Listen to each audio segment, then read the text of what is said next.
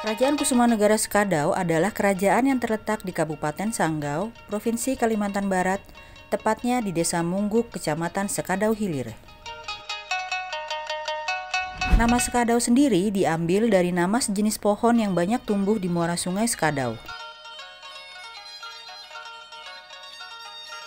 Selayaknya wilayah lain di Indonesia pada umumnya, awal mula berdirinya Kabupaten Sekadau juga dimulai dari era kerajaan.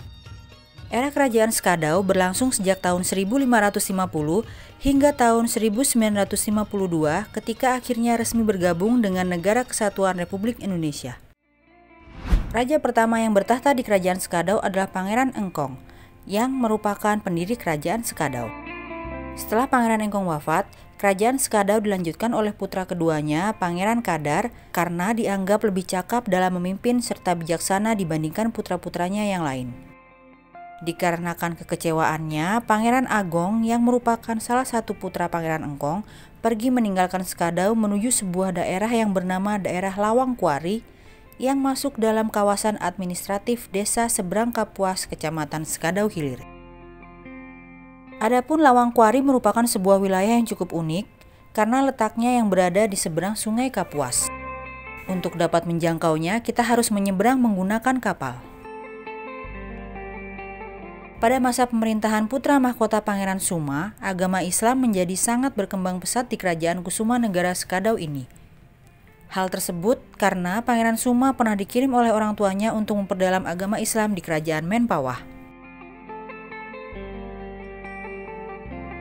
Saat Islam berkembang di kerajaan Sekadau, berkembang pula segala aspek pendukung sebuah kerajaan sehingga pemerintahan pada saat itu menjadi kondusif serta tentram. Melalui proses ini, berakhirlah era pemerintahan kerajaan Sekadau dan masuk dalam kedaulatan NKRI untuk menjadi bagian wilayah administratif seperti kerajaan-kerajaan lain yang sebelumnya lebih dulu bergabung dengan NKRI. Masa kebangkitan kerajaan Sekadau terjadi pada 15 Desember 2018. Ketika terjadi penobatan Raja baru Kerajaan Kusumanegara Sekadau, di mana Gusti Muhammad Effendi bin Sidik Gusti Agung bergelar Pangeran Agung Sri Negara II dinobatkan sebagai Raja Kusumanegara Sekadau. Peran serta pembangunan negara ini tidak luput dari peran serta kerajaan di seluruh Indonesia, termasuk pula Kerajaan Kusumanegara Sekadau ini. Oleh karena itu, kunjungan Ketua DPD ke Sekadau pun mendapat apresiasi dari berbagai pihak termasuk dari Raja Kusumanegara Sekadau.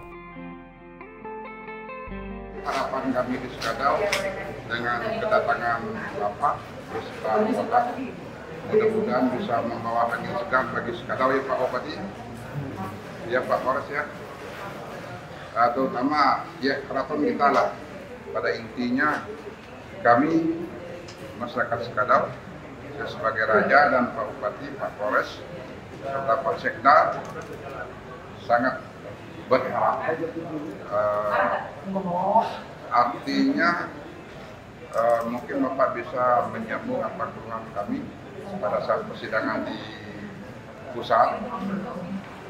Mudah-mudahan harapan kami ini walaupun tidak semua sedikit pun tidak apa-apa Pak Polres ya. Yang penting bisa membuat Sekadau ke depan bisa maju. Lanyala pun menegaskan komitmennya untuk ikut membantu memecahkan persoalan yang dihadapi Kabupaten Sekadau.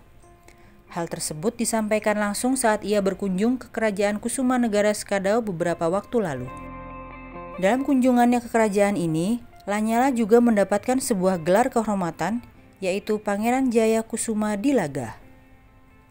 Gelar tersebut mencerminkan kekuatan dan kebesaran yang senantiasa bersatu. Prosesi pemberian gelar ini dibacakan langsung oleh Pangeran Bendahara Kusumanegara, Abang Muhammad Firman, dan disematkan secara simbolis oleh Pangeran Agung Sri Negara II, Gusti Muhammad Effendi. Raja Kusumanegara Sekadau memberikan gelar kekerabatan Kusumanegara kepada Yang Mulia A.A. Lanyala Mahmud Mataliti bergelar Pangeran Jaya Sukma Dilaga kekuatan dan kebesaran senantiasa bersatu. Diharapkan filosofi yang terkandung dari gelar tersebut mampu menyatu dalam diri seorang Lanyala yang tengah konsisten memperjuangkan kepentingan daerah-daerah di Indonesia. Masyarakat sekitar Keraton Kusumanegara Kerajaan Skadau pun menaruh harapan besar di atas pundak Lanyala. Mereka berharap kedepannya Lanyala mampu selalu menjadi solusi bagi setiap permasalahan yang ada di daerah. Ke depan diharapkan bisa menambah wawasan untuk Golkar ini, kemudian diharapkan Pak Ketua DPRD bisa dapat membangun khususnya di Kabupaten Skadau. Kami berharap adalah bagaimana tim ini bisa merancang sebuah undang-undang tentang kerajaan keratonan itu sendiri, yang dalam hal ini memang masih sangat minim perhatian daripada pemerintah. Untuk harapan besar ada pada Pak Ketua dan tim Pokja, karena apabila ini dapat direalisasikan, maka tentunya kerajaan-kerajaan yang ada di Nusantara itu dapat terakomodir, dapat kembali menunjukkan eksistensinya, karena bagaimanapun negara ini tidak bisa berdiri tanpa adanya dukungan daripada kerajaan-kerajaan ini. Harapannya seperti itu. Lanyala pun menilai sangat tidak adil jika kerajaan dan Kesultanan Nusantara tidak bisa terlibat dalam menentukan wajah dan arah perjalanan bangsa. Karena hal tersebutlah, ia kemudian lantang menyuarakan amandemen konstitusi yang kelima. Selain untuk membangun sistem ketatanegaraan Indonesia, juga untuk menggugah kesadaran publik, termasuk kesadaran pemerintah dan bangsa Indonesia, agar serta akhirnya bisa memberikan penghargaan yang baik bagi para elemen yang berkontribusi melahirkan negara ini. Maka dari itu, Lanyala bersama DPD RI berusaha menyelesaikan berbagai permasalahan yang terjadi di seluruh wilayah di tanah air, agar terwujud keadilan sosial bagi seluruh rakyat Indonesia. Kalau daerah makmur, Indonesia pun sejahtera.